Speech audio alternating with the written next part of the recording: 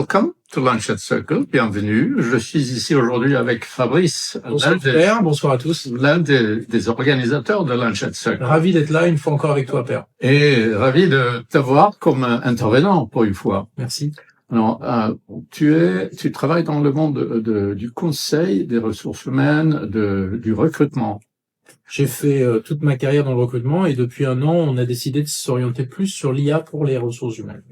Aujourd'hui, on voit comme l'IA comme un grand défi pour les sociétés qui travaillent dans le recrutement, ou Oui. plus pour les sociétés pour qui vous travaillez comme client. En fait, c'est un grand défi pour les sociétés de recrutement, comme tu l'as dit, parce qu'elles ont eu l'habitude de faire beaucoup de choses d'une manière peut-être un petit peu artisanale, en ayant l'informatique plutôt comme une fonction back-office, alors qu'aujourd'hui, l'IA et les outils technologiques deviennent de plus en plus centraux, notamment dans les grandes entreprises qui ont longtemps été leurs clients, qui utilisent à 85% les outils d'IA. Donc aujourd'hui, la question pour beaucoup de cabinets de recrutement aujourd'hui, c'est comment garder cette dimension humaine, ce côté artisanal qui fait toute leur valeur ajoutée et leur force, tout en commençant aussi à prendre en compte la nouvelle dimension technologique. Une des questions que je me pose, c'est que le recrutement, c'est souvent une question de personnage, une question très personnelle. Et si c'est une chose qui n'est peut-être pas très intelligente artificielle, c'est justement les personnages. Est-ce qu'on risque de perdre ce côté personnage personnel dans le recrutement avec l'IA? En fait, il y a un certain nombre de recrutements qui sont peut-être à un niveau très technique, où par exemple il faut des certificats pour des compétences, et où finalement la disponibilité et le fait d'avoir certaines compétences techniques très rapidement peut prédominer. Et là, l'automatisation maximum peut avoir vraiment beaucoup de sens. En revanche, quand on parle de fonctions managériales, de fonctions de leadership, la dimension humaine que tu évoques est clé, et toute la question, ça va être de dire où est-ce qu'on peut faire intervenir l'IA sans perdre la dimension humaine, et au final de garder cette dimension humaine qui fait vraiment la qualité de ces recruteurs-là, qui apportent beaucoup de valeur ajoutée à des boards, à des conseils d'administration, en prenant en compte notamment la dimension culturelle de l'entreprise. Donc, si on le voit d'un autre côté, le côté des candidats, quels sont les changements pour les candidats? Quelles sont les compétences sur lesquelles il faut mettre Ça, l'effort? C'est vraiment une très bonne question aujourd'hui, parce qu'en fait, aujourd'hui, on est un petit peu dans le monde parfait où les CV sont faits par des IA de candidats et lus par des IA d'entreprises.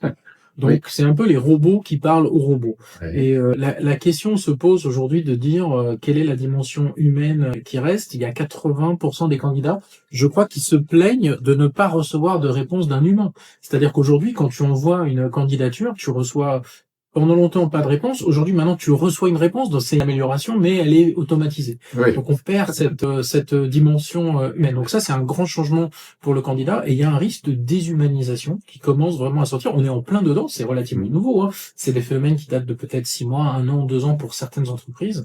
Donc il y a un risque de déshumanisation, mais ce risque, si on le retourne, il est peut-être aussi une opportunité de se dire, je réinjecte de l'humain dans mon processus de recrutement. Par exemple, il y a des entreprises qui utilisent la vidéo pour partie du processus, mais qui garde l'humain comme étant vraiment le décisionnaire final, qui donne du feedback. Donc c'est vraiment un équilibre à trouver, je pense, entre la partie technologique et la partie humaine.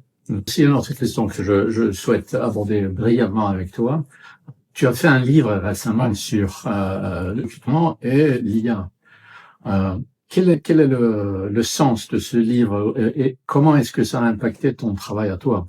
Ça a beaucoup impacté. En fait, pour être très clair, avant de faire le livre, on était des intervenants parmi d'autres. À partir du moment où on a fait l'effort de faire une étude, où on a parlé à beaucoup d'entreprises et on a fait beaucoup d'études pour aller voir ce qui se passait dans le marché, on a accumulé des informations qui n'étaient pas encore vraiment disponibles. Donc là, tous les CEO, board members étaient intéressés de nous parler pour comprendre ce que faisaient leurs concurrents, leurs clients, et d'un seul coup, ça nous a ouvert beaucoup de portes. Donc je dirais que le livre, au-delà du contenu qu'il a, nous permet aujourd'hui de rencontrer des gens qu'on n'aurait pas forcément rencontrés dans le livre. Donc c'est vraiment un accélérateur en termes de prise de contact, en termes de relationnel. Ça a été vraiment un gros accélérateur pour nous.